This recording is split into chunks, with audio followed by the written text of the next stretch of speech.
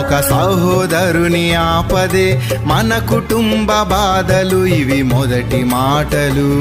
ఆ బాధలలో బాధించే యోబు స్నేహితుల మాదిరి జీవితాలు.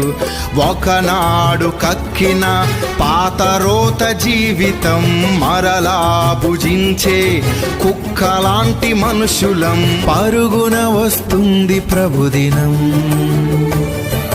మారకపోతే ఇది ఏ తుది దినం. క్రీస్తులోనికొచ్చిన మొదటి బ్రతుకులే దూరమైపోయాయి,